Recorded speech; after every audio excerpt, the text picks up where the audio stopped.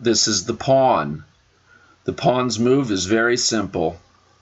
It only moves one square directly straight ahead towards the opponent.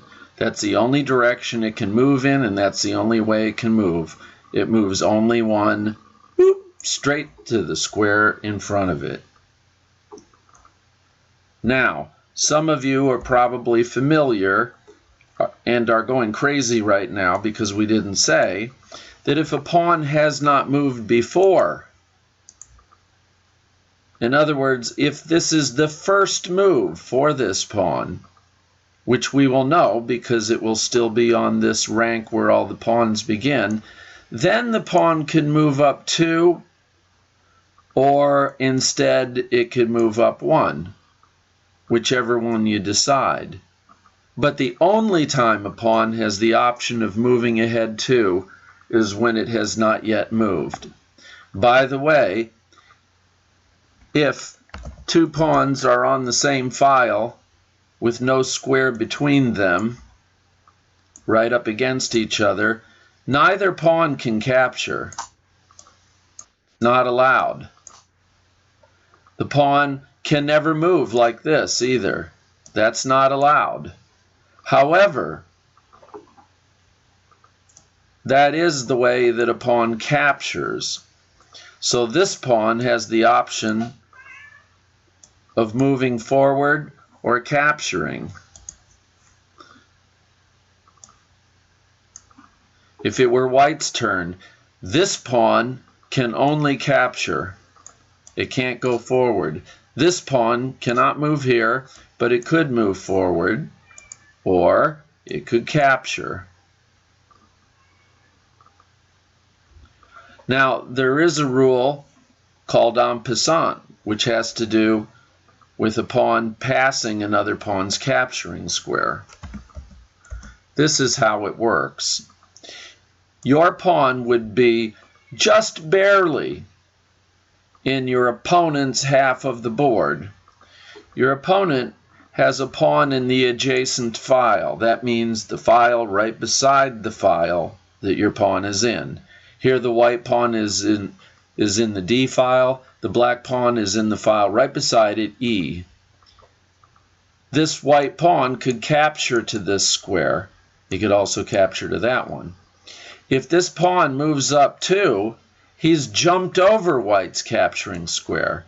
He moved up 2, and he's beside you. I'll create a situation here where we can do this. Okay, now let's say white went here, and black goes here. Now, white can make this move. Okay, let's see that again.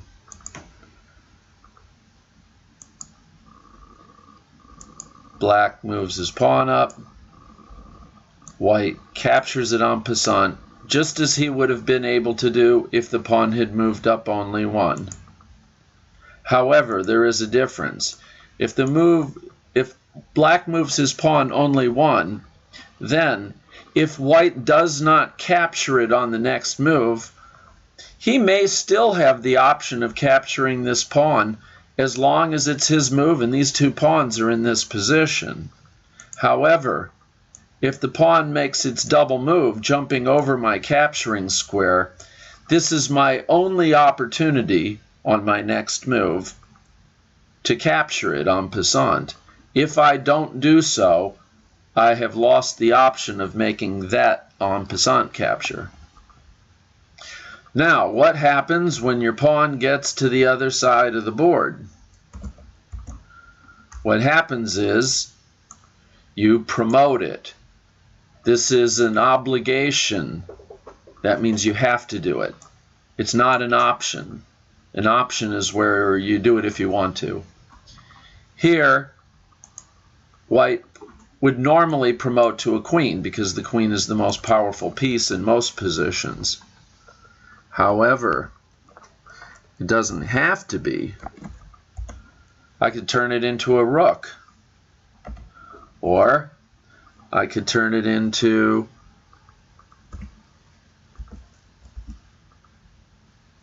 a knight. If I undo this move.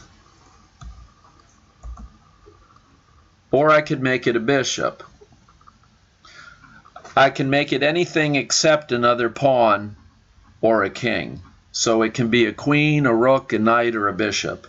I have never seen any practical opportunity where it actually made sense to turn it into a bishop. However, I have seen numerous situations where it made sense to make it a rook or to make it a knight. So, the pawn moves one at a time. It can move two on its first move. It always goes straight forwards when it does not capture. It must move diagonally to capture and cannot move diagonally when it does not capture. If you make your double move and jump over your opponent's capturing square for one move only, they have the option of capturing it. When you get a pawn to the other side of the board, you must promote the pawn on that square, meaning you will replace the pawn with a knight, bishop, rook, or queen, and take the pawn off the board.